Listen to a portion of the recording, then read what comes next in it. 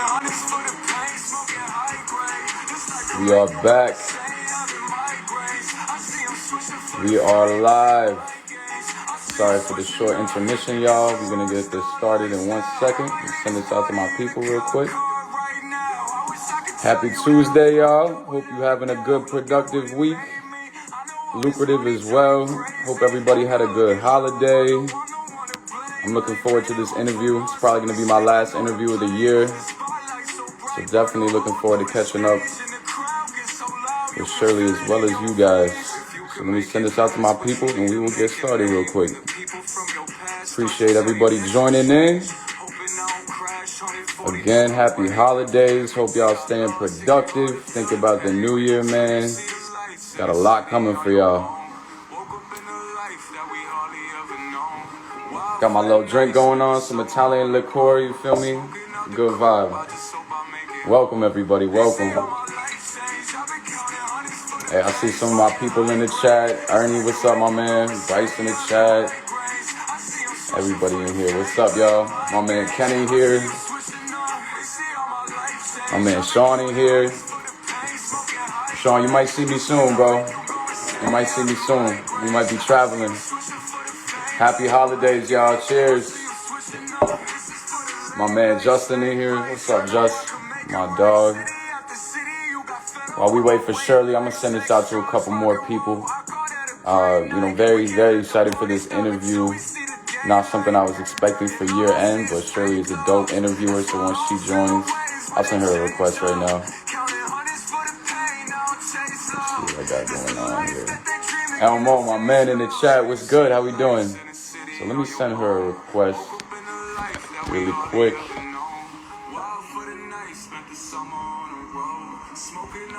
Welcome, y'all. We are about to get started. I appreciate y'all patience. We did reschedule, push this back about a half an hour.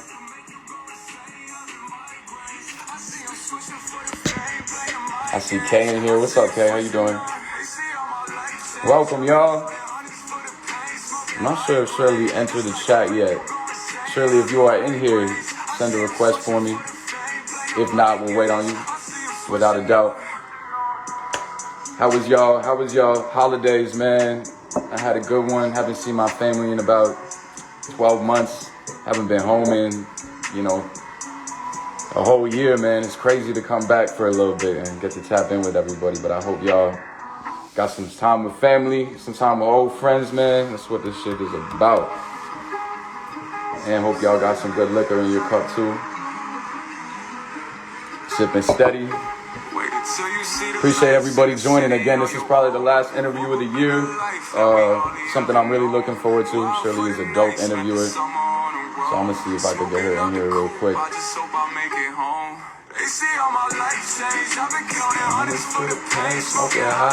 And shout to everybody bumping the new EP. We'll start with that. Man, it's been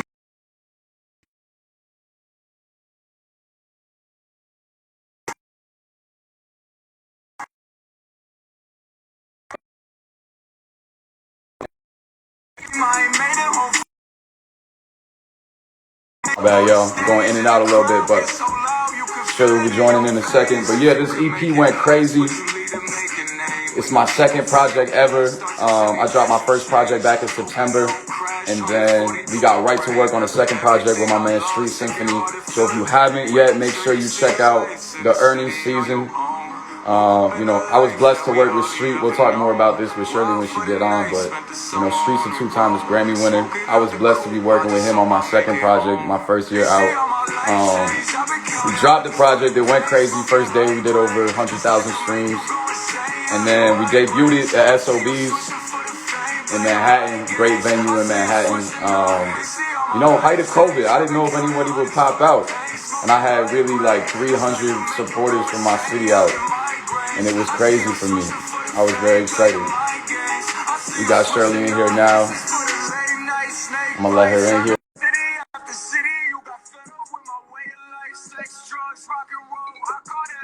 See if this goes through. What's up? Hey, how you doing? Good, how are you? Good. It's good to meet you over Instagram Live. Right, virtually. Many great things about you. Oh, thank you. That means a lot. Hell yeah, of course. You're over on the West Coast right now? I see the I sunshine. am. Where are you Definitely at? not on the East Coast. I'm You're in in the New East Coast? York. I'm in New York. I'm from upstate New York, so I'm here for the holidays for a little bit, yeah. Oh, nice. Where do you usually stay at? I'm kind of around the country right now. I kind of just live on the road. I used to live in Manhattan, and then music kicked off, so now I live all over the place, wherever I need to be. For sure. I feel you. Well, it's nice to meet you. What you sipping on? I'm sipping on some Italian liqueur and cranberry right now, some holiday vibes. Nice. I'm Italian, so I gotta keep it that way.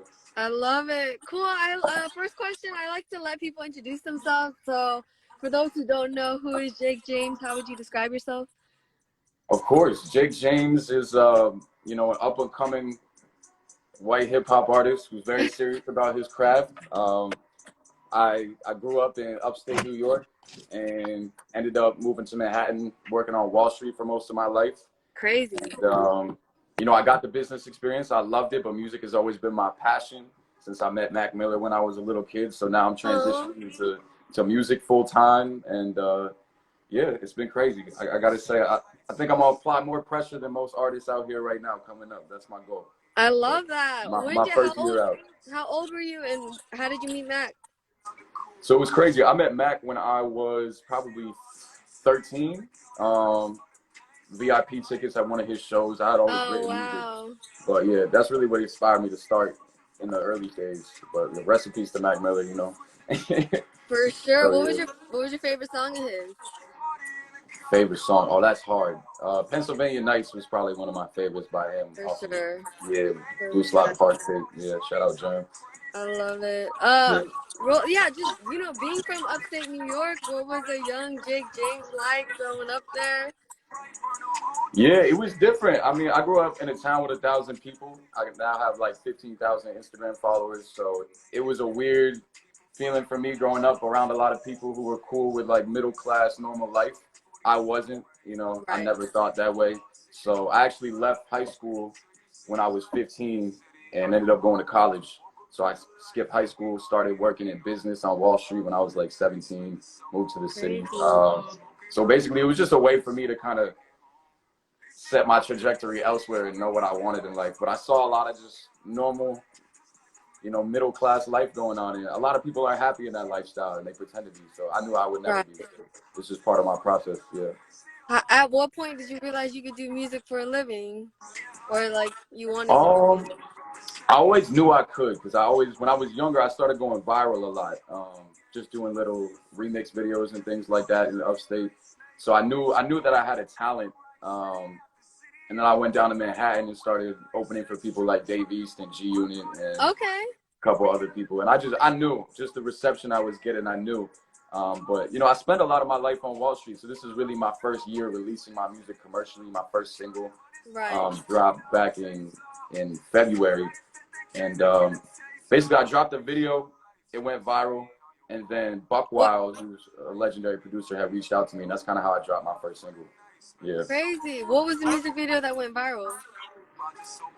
So I dropped a remix of "Ribbon in the Sky" by Okay. Rob Wave, Oh, I and love it. it got reposted by a bunch of repost sites and got like 70,000 views the first 2 days, and then Buckwild Wow. had DM'd me, and Buck produced like "I Got a Story to Tell" by Biggie, and a Wow. lot for Big L.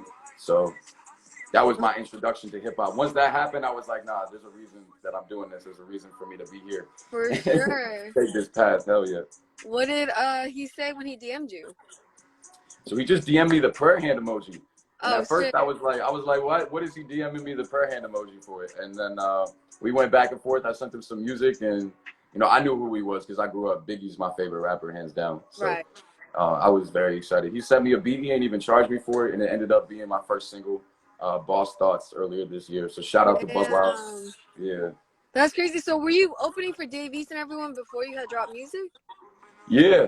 Basically, I just did a lot of footwork at first. I did showcases with a lot of people. I did showcases with, like I said, Davies. We did G Unit. We did Moneybag Yo. We did, Funk Flex. crazy. Yeah, DJ Clue, a lot of people. So basically, it was just me getting my name out there in the early stages, but I knew I wanted the right team and the right structure behind me before I really launched everything. So that's kind of where I'm at now. For sure. Can you just talk about like life working on Wall Street? Are you still doing that? And how? Yeah. Yeah, I'm in my final days of Wall Street for sure right now. Okay. Because you know, tour next year seems to be the plan. Oh, Early top of the year. So yeah, I started on Wall Street when I was 17. It was crazy. Basically, I grew up, you know, not in a very, you know, high income background. I was pretty low income, got evicted when I was young, ended up moving to public housing. So I knew I needed to understand money to get where I wanted. And right. Wall Street was the way for me to do that at a young age. It was a way for me to get by in Manhattan. You ever move to Manhattan when you're 16, 17 with no financial backing, it's a Right. trip. So Wall Street was just basically a means to an end for me, but I learned a lot in the process. And right now I work at an investment bank, one of the bigger ones in the country. And I lend money to like hedge funds, private Oh, equity, wow. asset managers. So it's a lot of hard work, but it teaches you the work ethic that you need to succeed in any industry. And I feel like Totally. if you apply that same work ethic to music, there's no way you can fail by any means. So Totally. yeah, shout out to Wall Street, but you know, the creative side of me is more important. I got For more to offer there. sure. Yeah. Can you talk about, because I know you had a song called Count Slow. It's a Wall Street anthem. Talk about, you know, blending both worlds. Yeah, no, that was the first visual that really introduced the Wall Street life. That record, Counted Slow, was produced by Street Symphony. I don't know if you're familiar with Street. Yeah. Yeah. Yeah. Yeah, Tight. that's my guy. Street's my A&R now. Oh, wow. Awesome. Yeah, so Street, for those of y'all who don't know, Street Symphony did a lot of Nipsey's later music. He produced, you know, Victory Lap, Hustle and Motivate for I love that Nipsey. song. Yeah, he did like Young Black America for me. So I got linked up with Street. He's a 2 times Grammy winner. I was hungry, so we did a whole project together. But Count It Slow was the first time I really introduced any of the Wall Street aspect into the music. And then we went straight to Wall Street with a motorcade for the music video. Right. To kind of show visually what life on Wall Street's like. Because a lot of people never met anybody on Wall Street. So that video kind of got picked up, started going viral in certain places. No Jumper reposted, so shout out Adam 22. Yeah, but I'm just trying to give the world something they've never seen before, and it's my truest self, you know. So Right. How does it feel to yeah. be working with these people that have such hits and they're now, you know, it's like, it's dope. It's a blessing. Yeah, it's just motivation for me. I've always believed in myself, but having people who are, you know, platinum plaqued up and Grammy winning just shows me that I can do whatever I want. I feel like Right. there's not that many white rappers who take themselves seriously outside of like Mac Miller, G-Eazy, and Eminem. So, you know, there's gotta be the next up at some point. Damn, that's real. I know you just released the earnings season. How are you feeling? Feeling great. It was a dope project. Me and Street, that was our first collaboration together. So we executive produced that. Lots of long hours in the studio down in Atlanta. Did like 100,000 the first day, which I was very happy about. Streaming very well. And we debuted it at SOBs. I don't know if you've ever been to SOBs in Manhattan, but No, but I know that's legendary for sure. yeah, great little venue. So height of COVID, we debuted it. We brought out like 300 plus people, which was a surprise to me because a lot of people were afraid to pop out. But yeah, no, it went really well so far. So I'm just gonna keep pushing it. Me and Street are gonna work on a collab album for top of the year, and that's kind of the next step. But shout out to everybody bumping the earnings season. Love y'all. For sure. What was it like selling out, or you know, having that many people come out for your show? That's not easy, especially independent. Yeah. So I had sold out SOBs with basically kind of like a showcase structure a couple of years ago with many other artists. Oh, okay. But this is my first time trying to sell it out myself with just my name on the ticket. Me and my manager booked the opening acts ourselves, and we booked the venue directly. So it's a lot more pressure that way. You know, when you go into the venue, you meet the venue owner, and you're like, okay, we really had 10 days to pack it out. We booked the venue 10 days in advance. Damn. So basically, for me, it just showed me that I got a lot of love in my city. I wasn't expecting, 300 plus. It's a 400 person venue. We damn near had it at capacity. Right. So it's a blessing for sure. I love performing, and I love being able to connect with people. I feel like you resonate more when you're in front of them telling your story. So You know, Definitely. I just wanna keep going bigger from the 300 to the 400 to the, you know, 5,000, 15,000, 50,000. For So we'll see. sure. Were you Yeah. nervous? Were you nervous at all? Nah. I don't really get nervous. I was excited because I haven't performed in New York since COVID Right. hit.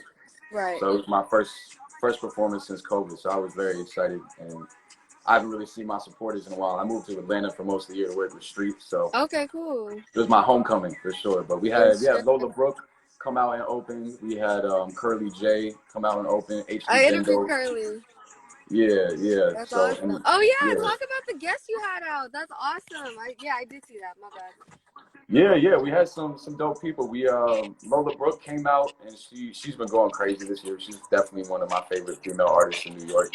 I She love it. bodied her set completely. We had HD Bendo. I think he was formerly with Rock Nation, but he's a dope artist. He killed it. And yeah, just a chance for me to kind of let other people get to know my fans and just, you know, spread the love. I feel like New Yorkers often compete too much and they don't come together and kind of use their collective interests. For But it sure. was dope. And I had K Goddess pull up on me to support it. Oh, that's my girl. I love Yeah, Kay. she told me she rocks with you too. She probably in here. I Shout love out K. Kay. That's what's Yeah. up. Talk about. I know you have a song called "Money Over Everything." Mm-hmm. I feel like that one's super vulnerable. Like, what were you going through recording that record? Damn, that's a question. Nobody asked me that yet. Nobody ever asked me that question.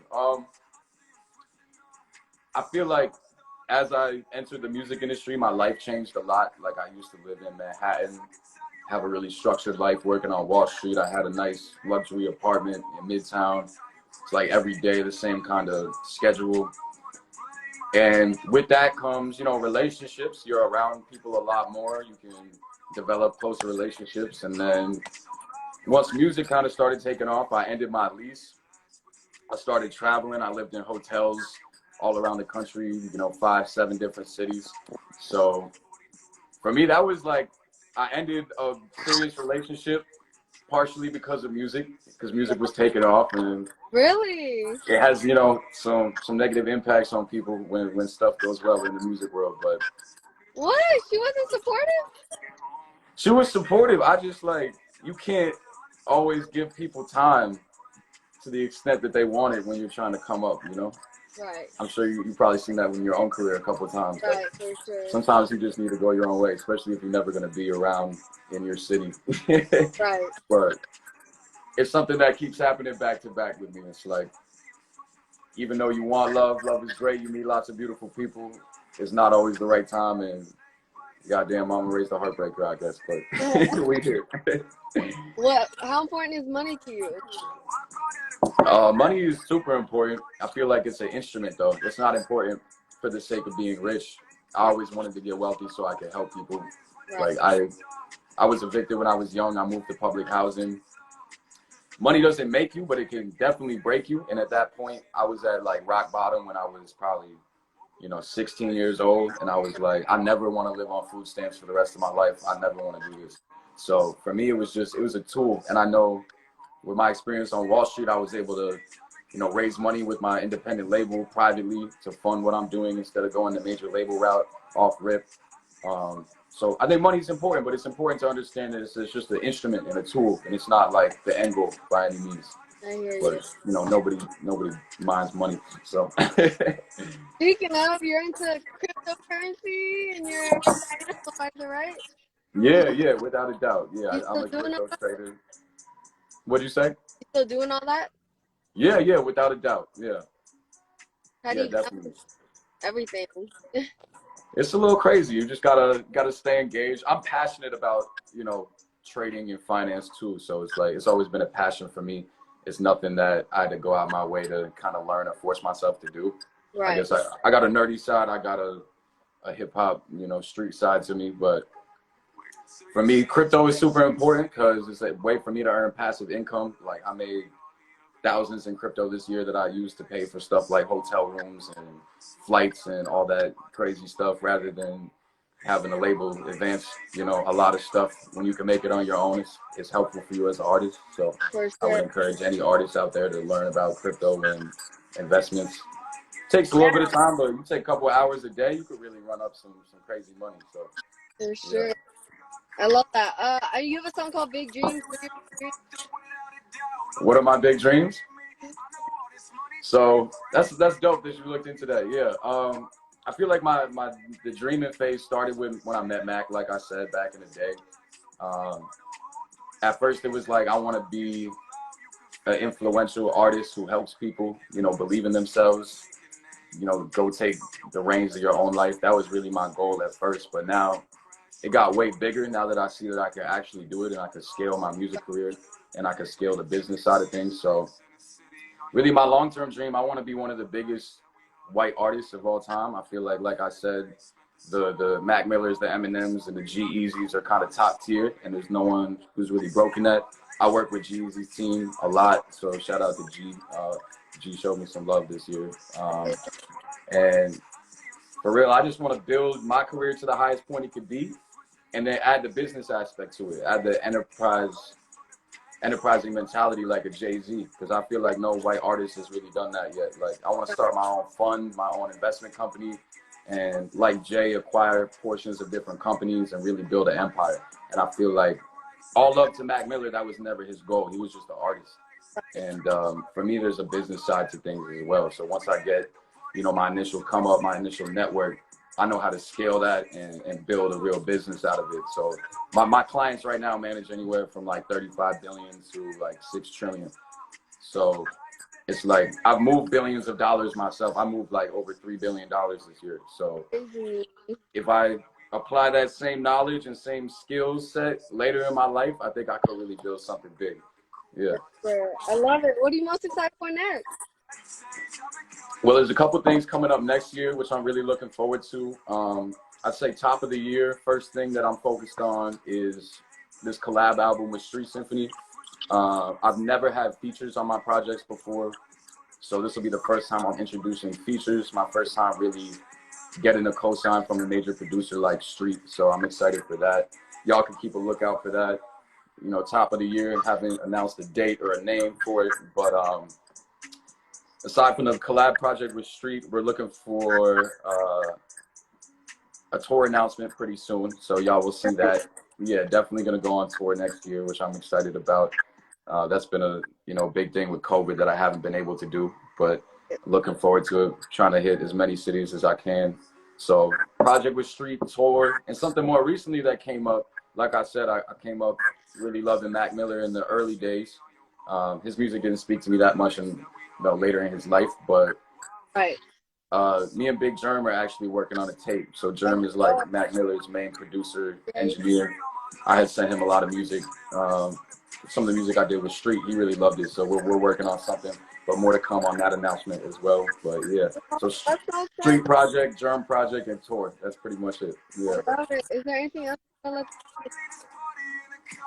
Anything else I want to tell the people? Yeah. Hey, if you guys haven't yet, please check out my second EP, The Earnings Season, out on all platforms. Much love to everybody who came out to SOBs, and keep a lookout for next year. We ain't stopping. We ain't slowing down. I'm excited. I love it. What'd you say? I'm gonna take a screenshot real quick. Let's do it. Ready, 3, 2, 1. Yeah, perfect. Thank you. It was good chatting with you. Definitely. Hopefully we can link up when I'm in LA too. Oh yeah, for sure. Just hit me. I got you. Blessings. All right. Well, have a good rest of your day. Be safe. Thank you. You're welcome.